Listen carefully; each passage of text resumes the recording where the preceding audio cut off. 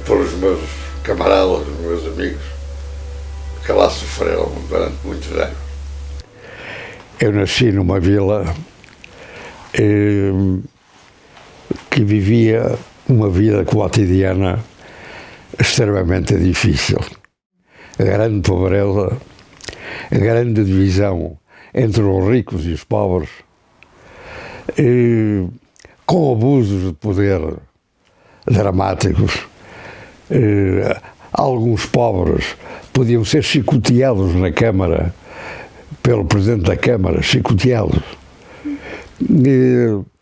A reforma dos camponeses era pedir esmola.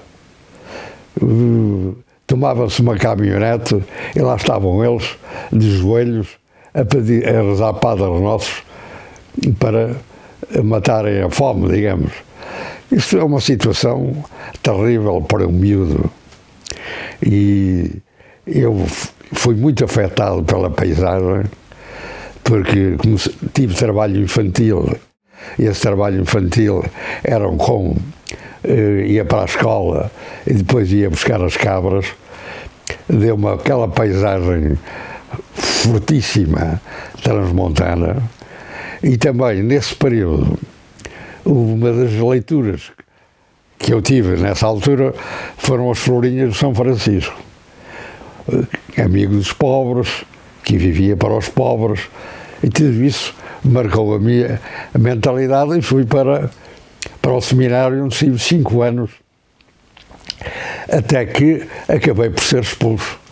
Não era um homem fácil, sentia contradições entre aquilo que eu pensava que era a vida e a realidade, que não era exatamente aquela. Mas à altura achei que, na verdade, o inferno estava a ser na Terra e que era melhor começar já a ver se, ao menos se não houver paraíso, também purgatório, também não era bem essa finalidade. E criei uma biblioteca em Mursa, uma biblioteca popular, pedindo aos conterrâneos mais ricos. Tive algumas respostas muito curiosas, uma delas de um rico, natural de lá, brasileiro, com uma grande fortuna, que respondeu dizendo que os trabalhadores deviam saber cavar muito bem e não precisavam nada de letras. Isto dava-vos uma ideia do clima em que eu fui gerado. Depois alguém me trouxe 2 livros importantes. Um foi A Mãe do Máximo Gorki e outro foi O Crime do Padre Amaro, do Bessa de Queiroz. Foram livros que me marcaram imediatamente. E mais tarde tive acesso também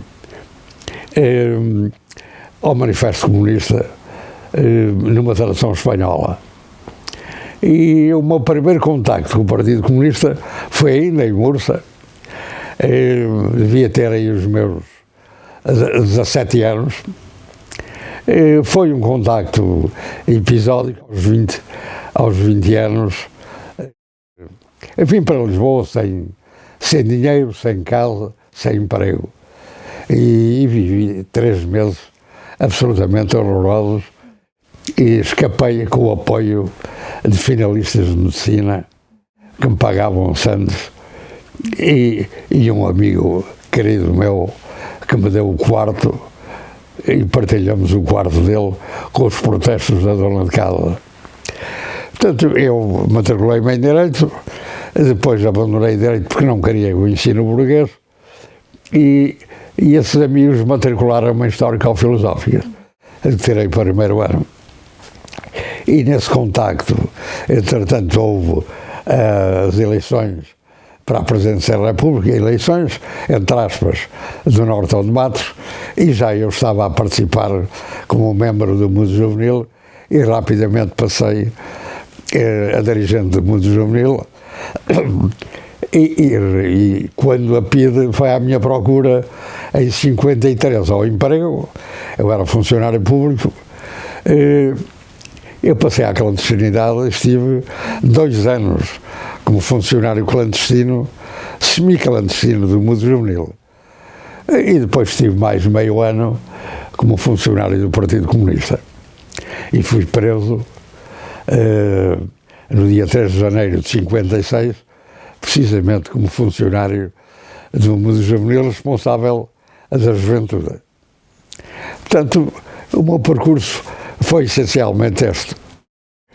É claro que tinha uma ânsia louca de ler literatura e outros livros.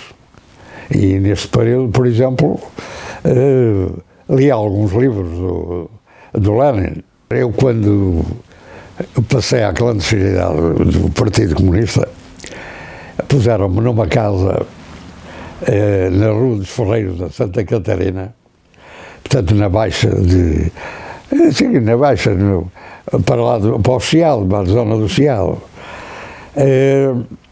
na casa de um ex-guarda de fronteira, não é? Que já tinha sido preso e eu não sabia, e que naquele momento suspeita que estava a dar para os dois lados. De maneira que estive lá meio ano. Mas comecei a sentir que havia qualquer coisa que não estava certo. E avisei, mas disseram, pá, tu estás a ver polícias e ladrões e tal. E um belo dia vou para casa, já muito tarde, e achei a paisagem um bocado estranha. Disse à dona da casa para ver pelas janelas o que é que se passava, e ela disse, está tudo bem, mas eu fiquei desconfiado, e no dia seguinte, no dia 3 de janeiro de 1956, ia começar a almoçar em casa, aparecem duas brigadas da PIDE, entraram por ali adentro, empurraram-me e não me deixaram aproximar das janelas, vasculharam tudo o que havia no meu quarto, e quando saio, a porta, aquilo tinha um poial, e dei os 3 gritos maiores de toda a minha vida. Foi viva a liberdade, viva a democracia e abaixo a PIDE. Ao terceiro grito, as pessoas que iam na rua recuaram com medo para trás, já não continuaram a avançar. E eu fiquei tranquilo, tão tranquilo, que me podiam partir aos bocados, que eu não sentia nada. Estava completamente tranquilo. Levaram-me para a PIDE. Quando ia a subir aquela escadaria enorme, as minhas calças tinham um bolso roto e o lenço escorregou-me pela perna abaixo. E eu baixei-me para apanhar o bolso e eles deram um salto, os PIDEs eram dois, e disseram, onde é que está a pistola? Não tinha pistola nenhuma. Não usava, nem nunca usei pistola na minha vida. Dali fui para o interrogatório, fui direto para o interrogatório, uma sala, uma cadeira, a cadeira do PIDE, e havia uma cadeira. E a primeira coisa que eu fiz foi sentar-me na cadeira. E o PIDE disse, não pode estar sentado na cadeira. Não posso, eu não saio daqui, pá. E tal, eles não querem, dizia ao PIDE, mas quero eu, para onde? E mandaram-me identificar, ou recusei-me a identificar. E lançaram-me a primeira pergunta e eu disse que não respondia àquela polícia. E andamos assim meses. Mas antes desses meses fui levado a um tribunal e moveram-me um processo por me ter recusado a identificar. Eu voltei outra vez, foi mais um processo. E aqui quando o juiz me estava a interrogar, eu disse, eu não quero que este homem esteja aqui a assistir ao interrogatório. O homem era o PIDE. Pronto, lá fui outra vez levado para as celas do Aljube, onde estive 6 meses completos nas celas do Aljube. Mas a meio fiz greve da fome. Estava extremamente enfraquecido e levaram-me para a enfermaria. Na enfermaria houve um pequeno episódio que não vale a pena agora relatar, mas a dada altura entraram o chefe da prisão e os guardas por ali adentro, trancaram uma guilhotina da janela e meteram-me numa cela completamente às escuras, onde estive uma semana e tal sem ver a luz do dia, e voltei novamente para a cela. E depois fui transferido para Caxias. De Caxias transferiram-me em dezembro para o Porto, para a Rua do Heroísmo, e onde eu fui julgado com o processo do mundo juvenil, que eram 52 réus e uns 30 advogados. Portanto, os juízes iam interrogando um a um cada um dos presos. Havia 6 que continuavam em prisão e os outros já estavam em liberdade. Eram essencialmente estudantes e trabalhadores, mas mais estudantes que trabalhadores. O processo começou com a prisão de um operário que estava a escrever "Viva a paz" na parede. E foi interrogado. Ele tinha feito parte de uma assembleia do mundo juvenil clandestina em Lisboa e acabou por denunciar toda a assembleia.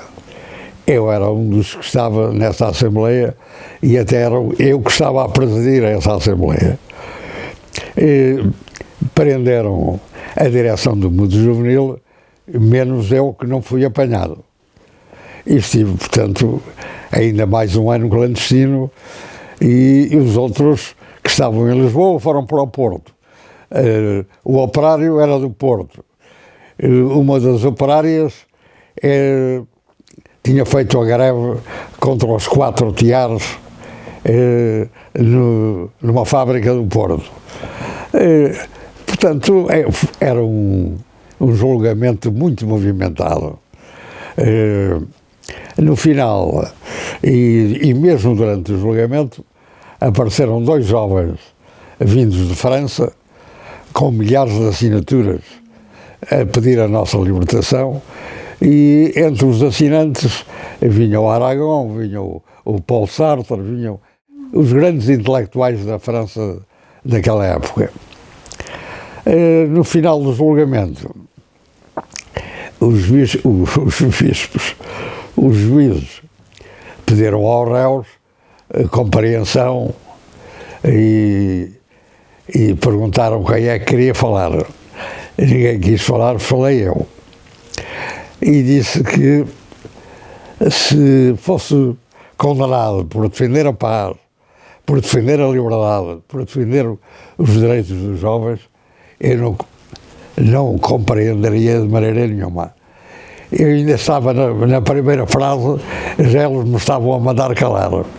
Mas eu ali, as pequenas notas, eu creio que isso ainda está no meu processo, mas já não o encontrei, não sei se foi roubado, até ao fim. No final, um assistente ao julgamento furou a barreira e veio-se abraçar a mim, a soluçar. Eu tive muita dificuldade em me conter. Uma outra cena também interessante no julgamento, um dos meus irmãos mais novos era seminarista e foi-me ver ao tribunal. E ia fardado e entrou no tribunal e o juiz pô-lo no olho da rua, que não podia assistir ao julgamento. Esta cena marcou para toda a vida.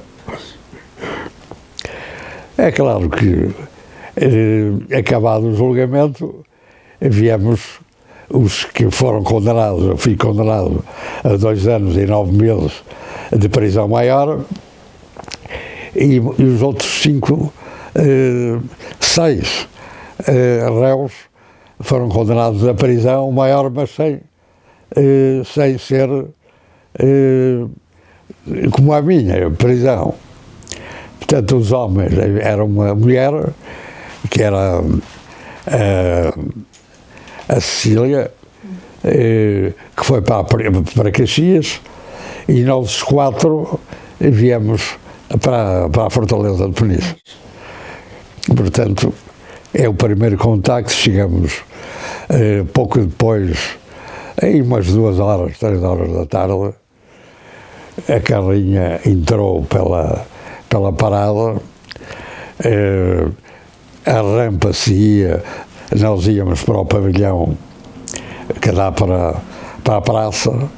Era eu, o Veloso, o Pedro Ramos de Almeida, o Hernani Silva, e o Veloso saiu da carrinha e começou aos gritos a dizer: "Oh, Coelho, olha que beleza, que beleza!"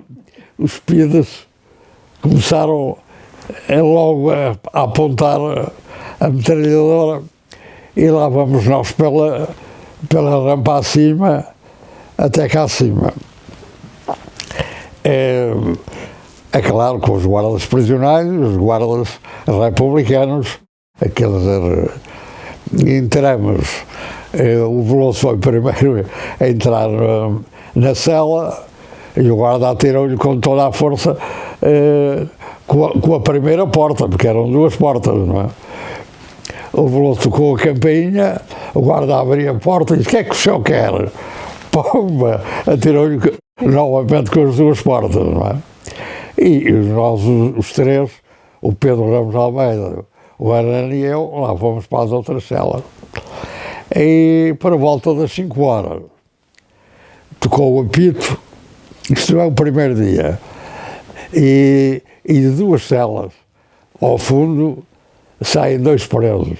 À frente vinha o Álvaro Cunhal, e as outras celas estavam abertas, que nos cumprimentou e seguiu para o refeitório. E atrás vinha o Rogério de Carvalho, também para o refeitório. Ora, no refeitório tínhamos 1 hora para escrever à família, mas não podíamos falar uns com os outros.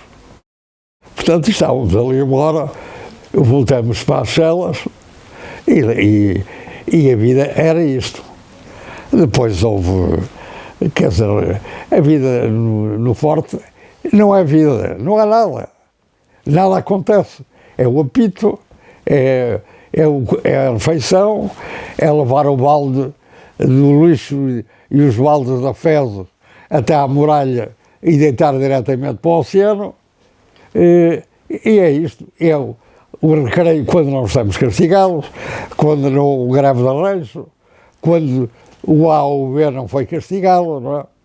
Portanto, a pausa era a visita da família, mas a visita da família tinha que ter um cartão, e não era, podia ser família, se não tivesse cartão não entrava, não é?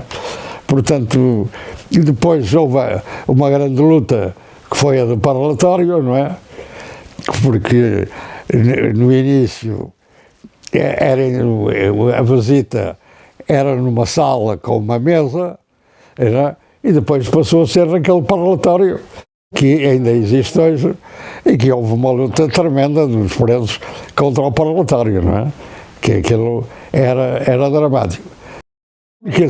A única cena, vá lá, diferente do dia-a-dia das celas foi o meu casamento, que de facto os presos que tinham passagem para o Porto e para a Vila vinham à janela de guilhotina, e os outros para a janela, em que um colega meu, já um novo colega, o Mestrinho, estava na cela ao lado da minha, me arranjou as calças e o casaco que eu vesti para levar ao casamento, e pronto, e lá fui cá para baixo, para uma sala que eu nem sei identificar hoje. Então, estava o meu sogro e a minha sogra, os meus pais não vieram, estavam os padrinhos, que era o O'Neill e a Alçada Padez, e estavam os meus cunhados, que eram os padrinhos da minha mulher. A minha mulher estava de um lado, não, a minha mulher estava do outro lado e eu estava sozinho de um lado. Havia um pequeno lanche e o meu sogro começou a andar de trás para a frente, a dizer que não havia direito, que aquilo era uma coisa impossível, e então deixaram-me passar para o outro lado e fiquei ao lado da minha mulher durante 1 hora. E depois da 1 hora, enfim, acabou a cerimónia. Havia gente que tinha levado a minha mulher uma equipa grande de automóveis e que depois a levaram novamente para Lisboa. Eu, é claro, fui para a cela e fiz um poema precisamente na cela. Na cela não podíamos sentar-nos na cama, não havia mesa, não havia cadeira, no meu tempo, não havia. Mas é claro que eu escrevia na cela e eu lia na cela e sentava-me na cela. Havia o óculo que eles estavam, o guarda estava permanentemente a andar. A volta, meia volta, revistavam o que se escrevia. Portanto, essa situação existiu.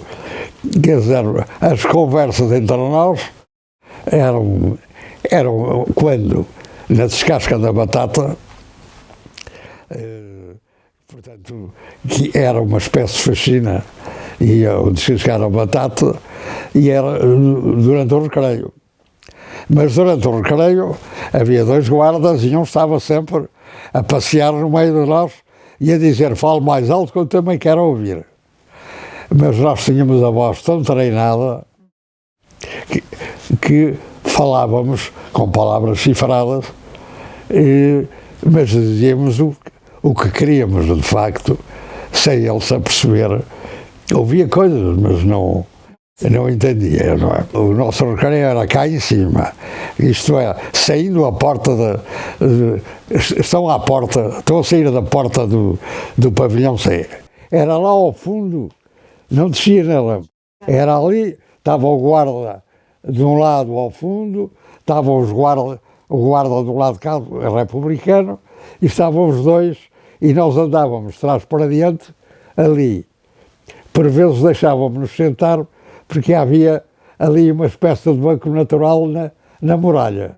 Portanto, os primeiros anos em que eu estive lá nas celas, estive até à fuga. Depois da fuga fui para o Aljube, para a estátua, etc, etc. E quando voltei, fui para o Rechão, não é? E é que estive no Rechão até me porem em liberdade. Nós lavávamos a roupa. Nós lavávamos a roupa onde? Numa bacia.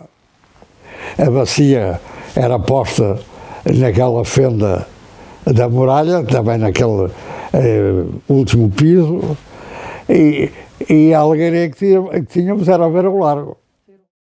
Era ver o largo. A minha cela era uma cela de guilhotina, e pedi ao meu pai uns socos transmontanos, e os socos permitiam uma altura suficiente para eu chegar à guilhotina. E só para o intervalo da guilhotina é que os olhos viam o baleal ao fundo, a vaga a bater no baleal, aquela ala, é que permitia ver isso. Mas, portanto, a guilhotina não deixava ver, era só aquela, e por isso os socos me davam a altura suficiente para eu não estar em bicos de pés a ver o exterior. Sempre houve mensagem. Em todas as situações houve mensagem. Quer dizer, mesmo quando do exterior e do interior, com o interior. Isso houve sempre. E até com o piso C e com o piso A. Acesso à biblioteca, isto é, a requisitar livros, sim. Eu requisitei, por exemplo, quando não conseguia ler nem escrever, requisitava A Guerra e Paz do Tolstói. E é claro, lia, eu já tinha lido quantas vezes, mas lia os episódios mais dramáticos, aqueles que mais me pacificavam, digamos. Eram dramáticas as visitas, não é? Houve grande apoio, quer na população de Peniche, quer das vilas dos arredores.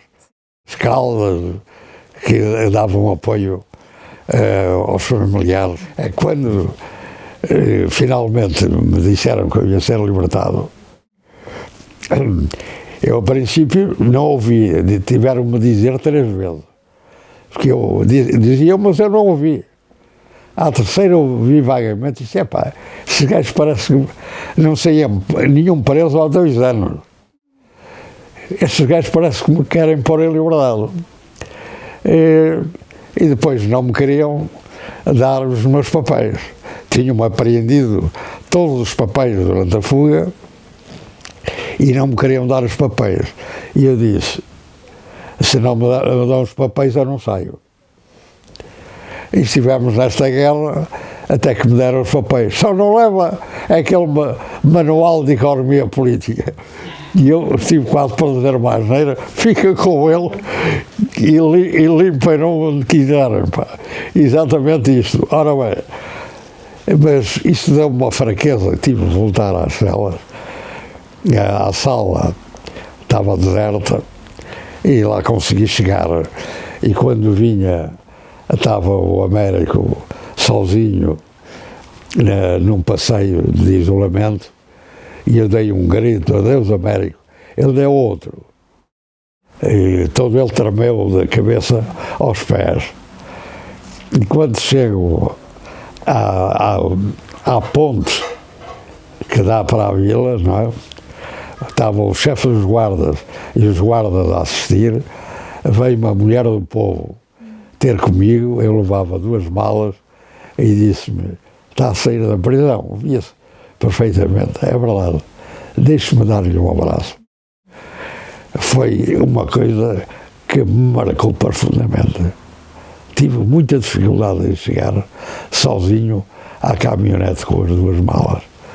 E isso devo ao povo de Peniche. As risadas que eles deram quando os PIDs doidos e os GNRs e o chefe da PIDE, tudo, andava da roda a ver se tinham apanhado os carros da fuga e as risadas ouviam-se no largo. A fuga era secreta. E havia os que estiveram mais diretamente na direção da fuga, foi o Jaime Serra e o Cunhal, e também o Joaquim Gomes, provavelmente. Mas eu percebi-me rapidamente que havia ali qualquer coisa. E disse ao Cunhal, o que é que se passa? E ele disse, vamos fugir. Tudo. E pronto, eu fui convidado para fugir. Fui convidado 3 vezes. Mas não eram esses os meus planos. De maneira que não fugi, não interessa. Mas no dia aprazado, o Benfica tinha ido jogar futebol a Peniche e quando chega ao jantar tinha havido um grande apoio exterior, tinha ido visitar a prisão, agora no refeitório podíamos falar enquanto comíamos, mas fomos para o jantar, a conversa não pegou, estava tudo à espera, era o guarda cerrado que estava cá dentro, não é? E ele vinha um bocado pesado, tinha bebido bem o guarda, tinha pagado ao serviço, mas tinha bebido bem. E o guarda republicano, que estava ligado à fuga, estava inquieto e começa a bater com os pés no chão, com muita força, e que ainda mais parou E a malta deixou de comer. E o guarda, quer dizer, comeu rapidamente aquilo. E havia comida nessa altura, até comida de Natal. Ainda resta comida de Natal e de Ano Novo que tinham trazido as famílias. Porque o rancho era o mesmo, só que no Natal e no Ano Novo podemos beber um copito de vinho. No ano inteiro foi isso, foi permitido. Então, ele toca o apito, a malta levanta-se e o Carlos Costa diz: "Oh, Sr. Guarda, é capaz." E quando diz é capaz, o Guilherme, que era mais alto, o Guilherme põe a máscara do cloroforme. Põe a máscara do cloroforme e ele começa a... E vamos, os que ficaram 4, e foram fechados na cela, que só se podia fechar e abrir por fora e não por dentro. Ficamos lá os 4, cada um na sua cela, e eu estava já na sala, e fiquei eu e o Saboga na sala, e o Humberto Lopes numa cela, e o advogado de Estarreja, que agora não me veio o nome, na outra cela. Bom, pronto, começam a sair, eu já não vi mais nada, só vi, passado aí 1 hora, começa a guarnição da Guarda Republicana a ser guarnecida, substituída. E começam a subir, e o guarda prisional também vinha a subir, e chegou cá acima, ao piso, e sentiu os giradiscos, que estava lá 1 mês e tal, a rodar em vão, e a luz acesa no refeitório. E começam aos gritos a chorar: "Oh, da guarda, fugiram os presos!" E quando começam aos gritos, começam as metralhadoras da guarda a disparar para o ar, porque parecia tudo doido, parecia fogo de artifício. E então o guarda prisional vem, com o outro, eram sempre 2, e ele vem indo abrindo as celas, cheio de medo, e assim ficou. E ficamos nós, de luz acesa, toda a noite. A minha sala dava diretamente cá para o pátio, sentíamos os carros a chegar e a bater, e sempre nada. Vieram os cães para cheirar as roupas dos presos, para, digamos, pararem a fuga. É claro que o Guilherme caiu ao fugir pelos lençóis, que não eram lençóis, eram os cobertores que eles fizeram para descerem da muralha até cá abaixo, e feriu-se com alguma gravidade, o Guilherme da Costa Carvalho. E o guarda prisional, como sabe, queria se ir entregar, e foi o Joaquim Gomes que o foi buscar, e lhe disse: "Você está doido? Então a fuga está feita." E conseguiu trazê-lo. O Cunhal tinha uma autorização especial para receber livros de arte. É claro, não era para mim, não era para nós. Mas eu li os livros de arte todos que ele recebeu. Levava-os debaixo da camisola.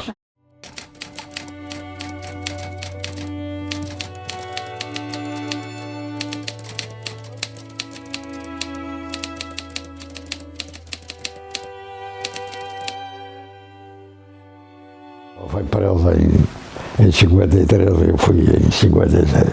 Teve em Caxias com 4 anos.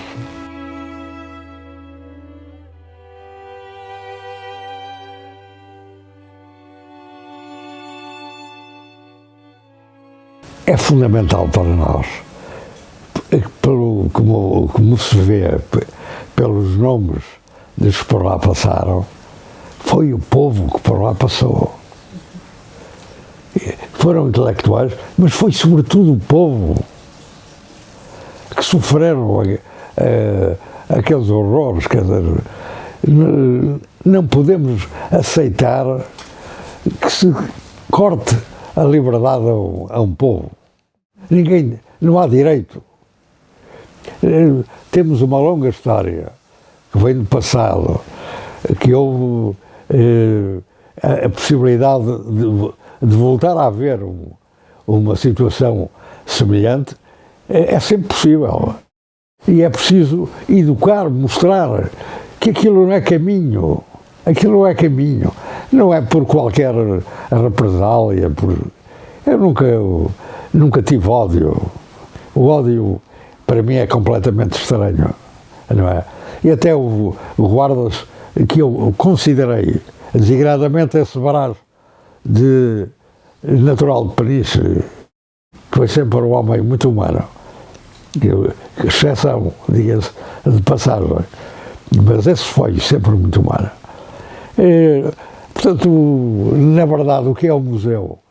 É uma lição para o presente e que é lançado para o futuro, não é?